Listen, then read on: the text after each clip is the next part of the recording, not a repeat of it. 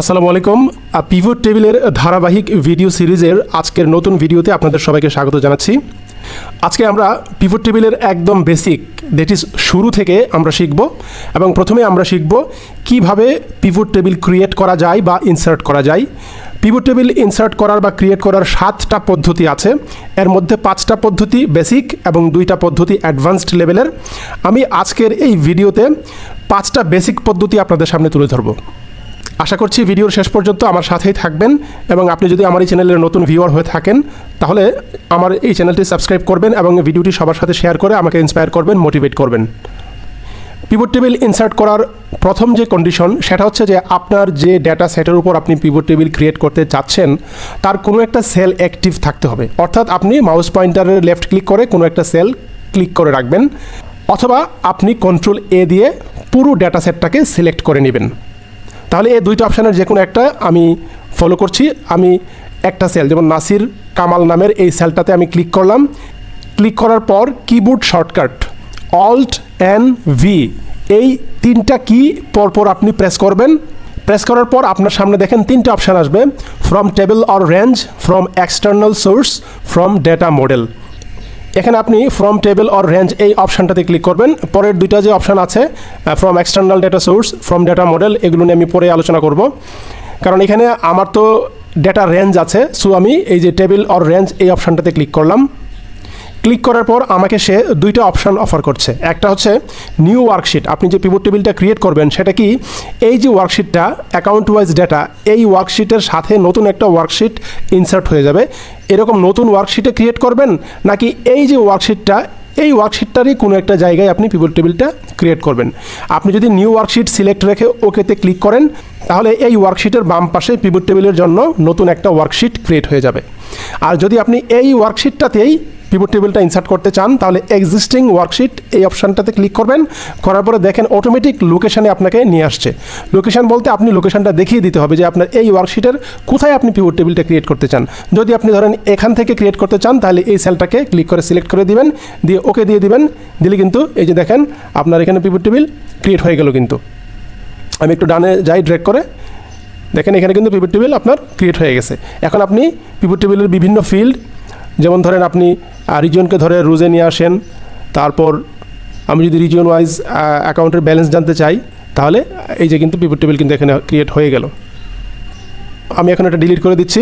এখন আমরা যদি নিউ ওয়ার্কশিটে পিভট টেবিল ক্রিয়েট করতে চাই সেটা কিভাবে আমরা করব, সেটার জন্য একই পদ্ধতি। যেমন আমি কোনো একটা সেলে ক্লিক করলাম, ক্লিক করার পর এই যে keyboard shortcut Alt N V, from table or range already selected আছে, আমি এখানে মাউস পয়েন্টার দিয়ে ক্লিক করলেও হবে অথবা এন্টার দিলেও হয়ে যাবে। এখন আমি কি চাচ্ছি, প্রথম অপশানটা new worksheet, new worksheet selected automatically আছে। এখন আমি ওকেতে ক্লিক করলাম।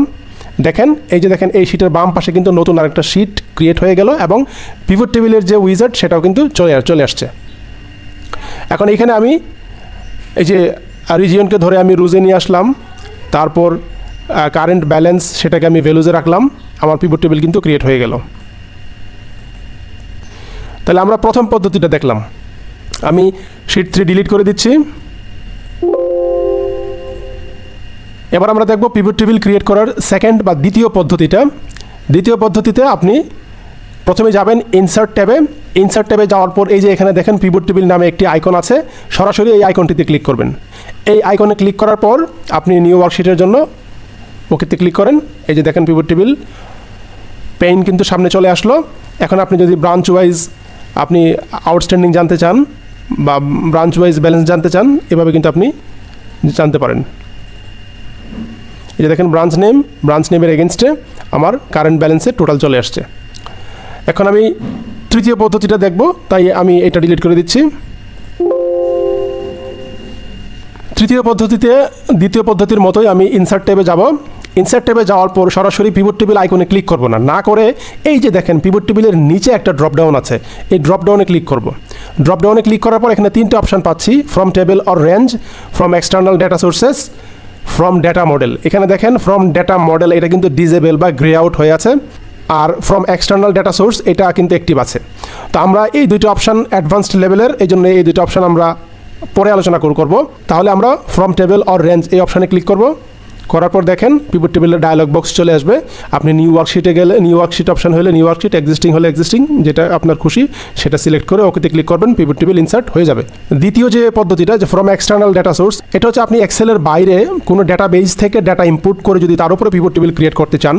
ডাটাবেস বলতে আপনার Microsoft SQL server, Oracle database অথবা অ্যাক্সেস ডাটাবেস, এগুলো থেকে আপনি ডাটা ইম্পোর্ট করে যদি পিভট টেবিল ক্রিয়েট করতে চান, অথবা ক্লাউড বেসড প্ল্যাটফর্মস যেমন মাইক্রোসফট এজার, এরকম আউটসাইড কোনো ডাটাবেস থেকে যদি আপনি ডাটা ইনসার্ট করে পিভট টেবিল ক্রিয়েট করতে চান, তাহলে আপনি ফ্রম এক্সটার্নাল ডাটা সোর্স এই অপশনটা ইউজ করবেন। এটা অ্যাডভান্সড লেভেলের, এখানে আমরা এটা আলোচনা করছি না। তারপর ফ্রম ডেটা মডেল, এই অপশনটা কিন্তু এখানে গ্রে আউট হয়ে আছে। এটার অ্যাডভান্স লেভেলটা আমি আলোচনা করছি না, এটা একটা বেসিক টিপস আপনাদেরকে শিখিয়ে দিচ্ছি। ধরেন 2টা বা 3টা পিভট টেবিল এখন ক্রিয়েট করব। আমি প্রথম পিভট টেবিলটা এই অপশনটা ইউজ করে ক্রিয়েট করছি। করতে গিয়ে দেখেন আমি নিউ ওয়ার্কশিট অপশনটা সিলেক্টেড রাখলাম। এই যে নিচে দেখেন এখানে একটা চেকবক্স আছে, add this data to the data model. আমি এই অপশনটাকে চেকড করে দিলাম, দিয়ে ওকে দিলাম। এখন দেখেন আমার এখানে কিন্তু পিভট টেবিল একটা ক্রিয়েট করার অপশান চলে আসছে। আমি রিজিয়ন নেমকে রুজে রেখে দিলাম। কোন রিজিয়নে কয়টা ব্রাঞ্চ আছে সেটা আমি কাউন্ট করার জন্য ব্রাঞ্চ নেমকে আমি ভ্যালুজে রেখে দিলাম। তাহলে আমি প্রথম পিভট টেবিলটা পেয়ে গেলাম। এখন এই ডেটার উপরে আমি আরেকটা পিভট টেবিল ক্রিয়েট করব। তাহলে আবার আমি ইনসার্ট ট্যাবে যাচ্ছি। ইনসার্ট ট্যাবে যাওয়ার পর এই যে পিভট টেবিল এর ড্রপডাউনে ক্লিক করব। দেখেন তো এখন এই যে ফ্রম ডেটা মডেল অপশনটা অ্যাক্টিভেটেড দেখাচ্ছে না? হ্যাঁ, কারণ আমি প্রথম পিভট টেবিল ক্রিয়েট করার সময় আমি কিন্তু এই ডেটাটাকে ডেটা মডেলে অ্যাড করে নিয়েছি। ডেটা মডেল হচ্ছে আপনি যখন বাল্ক ডেটা অ্যানালাইসিস করবেন অথবা কয়েকটা ডেটা সেটের উপরে আপনি পিভট টেবিল ক্রিয়েট করবেন, তখন আপনি ডেটা মডেল ইউজ করবেন। এটা আমরা অ্যাডভান্সড লেভেলে যখন পিভট টেবিল আলোচনা করব তখন আপনারা জানতে পারবেন। আপনারা যদি আমার সাথে থাকেন, আমরা পিভট টেবিলের A to Z ইনশাল্লাহ শিখব। কীভাবে মাল্টিপল শিট থেকে ডেটা নিয়ে একটা পিভট টেবিল ক্রিয়েট করতে হয়, কীভাবে মাল্টিপল ফাইল থেকে ডেটা নিয়ে একটা পিভট টেবিল ক্রিয়েট করতে হয়, সেগুলো আমরা শিখবো ইনশাল্লাহ। তাহলে এখন আমি কিন্তু এখানে from table or data range এটা ইউজ করে পিভট টেবিল ক্রিয়েট করতে পারি, অথবা আমি ফ্রম ডেটা মডেল এটা ইউজ করলেও কিন্তু আমার পিভট টেবিল ক্রিয়েট হয়ে যাবে। এই যে তাহলে দেখেন এই যে নিউ ওয়ার্কশিটে আমি যাই, ওকে রিজিয়নকে রোজে নিয়ে আসলাম, তারপর ব্রাঞ্চ নেমকে আমি ভ্যালুজে রেখে দিচ্ছি। দেখেন আগের পিভট টেবিল এবং এই পিভট টেবিল দুইটাই কিন্তু সেম রেজাল্ট দিয়েছে, 3268টি ব্রাঞ্চ, এবং আগের পিভট টেবিলে কিন্তু সেই একই রেজাল্ট 3268টি। তাহলে কীভাবে ডেটা মডেলে অপশানটা ইউজ করে পিভট টেবিল ক্রিয়েট করতে হয় তার একটা ধারণা আপনাদেরকে দিলাম। এটার অ্যাডভান্সড লেভেলের ধারণা আমরা পরবর্তী ভিডিওতে আলোচনা করব। এবার পিভট টেবিল ইনসার্ট করার 4 নম্বর মেথড বা পদ্ধতিটি আমরা দেখব। যথারীতি একটা সেলে ক্লিক করলাম, করার পর আমি ইনসার্ট ট্যাবে যাচ্ছি। ইনসার্ট ট্যাবে ক্লিক করার পর দেখেন ইনসার্ট ট্যাবের ঠিক নিচেই রেকমেন্ডেড পিভট টেবিলস নামে একটা অপশান চলে আসছে।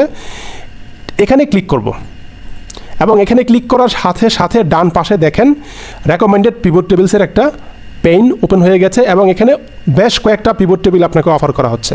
যেমন এখানে দেখেন current balance by account type, এই যে এফডিআর কত, সেভিংস স্কিমে কত, সেভিংসে কত, তারপরে current balance by branch name, current balance by branch name and account type.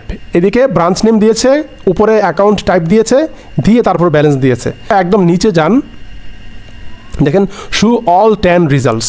ওনারা যে স্যাম্পল 10টা দেখিয়েছে সবগুলো দেখতে চাইলে আপনি এখানে ক্লিক করবেন। সবগুলো দেখার পর যে পিভট টেবিলটা আপনার পারপাস সার্ভ করবেন আপনি সেটাতে ক্লিক করে নিতে পারেন। যেমন আমি যদি মনে করি যে আমার এই যে current balance by account type, এইটা যদি আমি ক্রিয়েট করতে চাই এবং নিউ শিটে ক্রিয়েট করতে চাই, তাহলে নিউ শিটে ক্লিক করব। নিউ শিটে দেখেন এই যে পিভট টেবিল কিন্তু ক্রিয়েট হয়ে গেছে। তাহলে আমরা পিভট টেবিল ক্রিয়েটের 4 নম্বর মেথডটা আমরা শিখে ফেললাম। এবার আমরা পিভট টেবিল ক্রিয়েটের বেসিক যে 5টা পদ্ধতির কথা বলেছিলাম, 5 নম্বর পদ্ধতিটা আমরা দেখব। তা আমি অলরেডি ক্রিয়েট করা পিভট টেবিলের সবগুলো আমি শিট ডিলিট করে দিচ্ছি। কন্ট্রোল চেপে আমি এই ট্যাবগুলো সিলেক্ট করে তারপরে ডিলিট দিয়ে নিচ্ছি। আমি রেকমেন্ডেড পিভট টেবিল পেইনটাও ক্লোজ করে দিচ্ছি। আমি প্রথম অপশানে আবার চলে আসলাম। আমাদের পিভট টেবিল ক্রিয়েটের যে 5 নম্বর যে পদ্ধতিটা, ওই পদ্ধতিটার জন্য আপনাকে কিছু কাজ আগে করে নিতে হবে। সেটা হচ্ছে আপনার এই যে ডেটা সেটটা, এই ডেটা সেটটা টেবিল ফরম্যাটে থাকতে হবে। এখন এই ডাটাটা কিন্তু দেখতে খুব সুন্দর কালারফুল, এটা আমি অলরেডি করে রেখেছি, কিন্তু এটা কিন্তু টেবিল ফর্মে নাই। টেবিল ফর্মে আছে কি না নাই সেটা কীভাবে বুঝবেন? আপনি যদি এই ডাটা সেটের কোথাও ক্লিক করেন, যদি এটা টেবিল ফরম্যাটে থাকতো, এইখানে টেবিল ডিজাইন নামে একটা ট্যাব ওপেন হয়ে যেত। এখন আমি যেহেতু এই ডাটা সেটের মধ্যে ক্লিক করার পরে টেবিল ডিজাইন নামে কোনো ট্যাব ওপেন হচ্ছে না, তার মানে হচ্ছে এটা টেবিল ফরম্যাটে নাই। তো আমাদের 5 নম্বর পদ্ধতিটা অ্যাপ্লাই করার জন্য এই টোটাল যে ডাটা সেট, এই ডাটা সেটকে টেবিল ফর্মে কনভার্ট করতে হবে। টেবিল ফর্মে কীভাবে কনভার্ট করতে হয় আমরা পরবর্তী ভিডিওতে বিস্তারিত জানব। টেবিল ফর্মে আপনি কয়েকভাবে কনভার্ট করতে পারেন।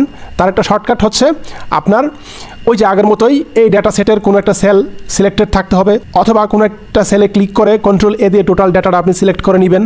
ঠিক আছে, যে কোনো একটা পদ্ধতি আপনি অ্যাপ্লাই করে আগাবেন। এরপরে কোথায় যাবেন? আপনি এই যে টেবিলে ক্লিক করবেন, ইনসার্ট ট্যাবের আন্ডারে টেবিল, তাহলে আপনার এই যে টেবিল ডায়লগ বক্স চলে আসবে।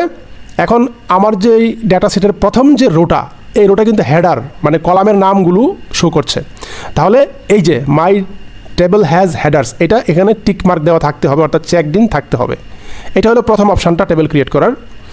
সেকেন্ড আরেকটা সহজ অপশান আছে, সেটা হচ্ছে Ctrl+T। ঠিক আছে, আরেকটা কিবোর্ড শর্টকাট আছে, সেটা হচ্ছে Ctrl+L। ঠিক আছে, এই শর্টকাটগুলো ইউজ করে অথবা সরাসরি ইনসার্ট ট্যাবে গিয়েও আপনি টেবিল ক্রিয়েট করতে পারছেন। তাহলে আমি এখানে ওকে দিলাম, ওকে দেওয়ার পর আমার একটা টেবিল ফর্মে কিন্তু কনভার্ট হয়ে গেল। এবং আমি যেটা বলেছিলাম দেখেন অলরেডি কিন্তু টেবিল ডিজাইন ট্যাব ওপেন হয়ে গেছে। এবং এই যে এখানে টেবিলের কিন্তু একটা নাম শো করছে, টেবিল 2, একটা ডিফল্ট নেম চলে আসছে। আপনি চাইলে এই টেবিল নেমটা চেঞ্জ করে দিতে পারেন আপনার মতো করে, অ্যাকাউন্ট ডেটা।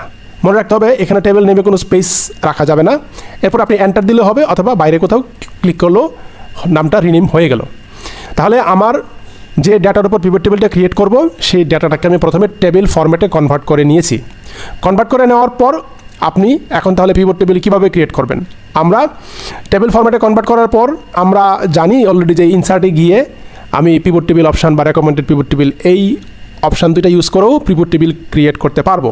কিন্তু আপনারা খেয়াল করেছেন কিনা, এই যে টেবিলে কনভার্ট করার পর অটোমেটিক্যালি টেবিল ডিজাইন নামে একটা ট্যাব ক্রিয়েট হয়েছে এবং তার অপশানগুলো কিন্তু এখানে আমাকে দেখাচ্ছে। এইখানে দেখেন বাম পাশে সামারাইজ উইথ পিভট টেবিল। তাহলে এই ডাটাটা যদি আপনি টেবিলে কনভার্ট না করতেন, টেবিল ডিজাইন ট্যাবও পেতেন না এবং তার বাম পাশে সামারাইজ উইথ পিভট টেবিল এই অপশানটাও পেতেন না। তাহলে ডাটাটা যদি আপনার টেবিল ফরম্যাটে থাকে, তাহলে আপনি আগের অপশানগুলো ইউজ না করেও এই যে টেবিল ডিজাইন ট্যাবে গিয়ে সামারাইজ উইথ পিভট টেবিল এই অপশানটা ইউজ করেও পিভট টেবিল ক্রিয়েট করতে পারেন। একদম সেম ডায়ালগ বক্স, সেটাই কিন্তু সামনে আসছে, নিউ ওয়ার্কশিট, এক্সিস্টিং ওয়ার্কশিট ইত্যাদি ইত্যাদি। তাহলে আপনি নিউ ওয়ার্কশিটে হলে ওকে দিলাম, এই যে চলে আসলো। তাহলে অ্যাকাউন্ট নেম ওয়াইজ যদি আমি ধরেন এখন ব্যালেন্স জানতে চাই, আপনার কোন কাস্টমারের কত টাকা ব্যালেন্স আছে, এই যে আপনি জানতে পারলেন। ঠিক আছে, তাহলে আমরা পিভট টেবিল ক্রিয়েট করার 5টা বেসিক পদ্ধতি সম্পর্কে জানলাম। আরও 2টা পদ্ধতি আছে, সে পদ্ধতিগুলো বলেছিলাম যে একটু অ্যাডভান্সড লেভেলের। সে পদ্ধতিগুলো কি? এই যে দেখেন পাওয়ার পিভট নামে একটা অপশান আছে। এই পাওয়ার পিভট অপশানটা বা পাওয়ার পিভট ট্যাবটা ইউজ করে আমরা ডেটাটাকে ডেটা মডেলে অ্যাড করে কীভাবে পিভট টেবিল ক্রিয়েট করতে হয় সেটা আমরা আরেকদিন শিখব। আর 7 নম্বর যে পদ্ধতিটা, সেটা হচ্ছে VBA, দ্যাট ইজ ম্যাক্রো অটোমেশনের মাধ্যমেও আপনি পিভট টেবিল ক্রিয়েট করতে পারেন। ওই 2টা পদ্ধতি নিয়ে আমরা পরবর্তী কোনো একটা ভিডিওতে আমরা দেখব। তাহলে আজকে এখানেই শেষ করব। এতক্ষণ আমাকে সঙ্গ দেওয়ার জন্য আপনাদেরকে অনেক কৃতজ্ঞতা জানাচ্ছি। যেহেতু এই ভিডিওটি একটি শিক্ষামূলক ভিডিও, আপনি ভিডিওটি আশা করি বারবার দেখবেন এবং ভিডিওটি আপনার প্রয়োজনীয় প্লেলিস্টে সেভ করে রাখবেন। এবং যাদের এক্সেল শেখা প্রয়োজন, বিশেষ করে যারা রিপোর্টিংয়ের সাথে জড়িত, ইন্ডিভিজুয়াল ডেটা থেকে যারা সামারাইজড রিপোর্ট করতে চান, বা যারা সামারাইজড রিপোর্টিং নিয়ে কাজ করেন, MIS-এ কাজ করেন, অ্যাকাউন্টসে কাজ করেন, তাদের জন্য এই ভিডিওটি খুবই হেল্পফুল হবে। এই জন্য আপনাকে অনুরোধ করছি এইরকম ব্যক্তিদের সাথে এই ভিডিওটি শেয়ার করবেন। আর আপনি যদি আমার চ্যানেলের নতুন ভিউয়ার হয়ে থাকেন, প্লিজ চ্যানেলটি সাবস্ক্রাইব করবেন, আমাকে ইন্সপায়ার করবেন, মোটিভেট করবেন। পরবর্তী ভিডিওতে আমরা পিভট টেবিল ক্রিয়েট করার অ্যাডভান্স যে 2টা পদ্ধতি, ওই অ্যাডভান্স 2টা পদ্ধতি নিয়ে আলোচনা করব। এর পরের ভিডিওতে আমরা আলোচনা করব পিভট টেবিল ক্রিয়েট করার আগে আপনাকে আপনার ডেটার কি ডায়াগনোসিস করা উচিত। অর্থাৎ আপনি একটা ডেটা নিয়েই সরাসরি পিভট টেবিল কমান্ড দিয়ে দিলেন, তাহলে অনেক ক্ষেত্রেই কিন্তু পিভট টেবিল ক্রিয়েট হবে না। আমরা পিভট টেবিল ক্রিয়েট করতে গেলে অনেক সময় অনেক সমস্যা ফেস করি, পিভট টেবিল ক্রিয়েট হয় না, অথবা পিভট টেবিল ক্রিয়েট হলেও কিছু কিছু কমান্ড কাজ করে না। সেজন্য যেই ডেটার উপর আমি পিভট টেবিলটা ক্রিয়েট করতে চাই ওই ডেটার কিছু অ্যানালাইসিস, কিছু ক্লিনিং এর কাজ করতে হয়, বা কিছু বিশেষ বিষয়ের দিকে নজর দিতে হয়। সেই বিশেষ বিষয়গুলো কি, এই বিষয়গুলো নিয়ে আমরা পরবর্তী ভিডিওতে আলোচনা করব। সে পর্যন্ত আপনাকে আমাদের সাথে পাবো এই প্রত্যাশায় আজকে এখানে শেষ করছি। ভালো থাকুন, দেখা হবে পরবর্তী ভিডিওতে। আসসালামু আলাইকুম।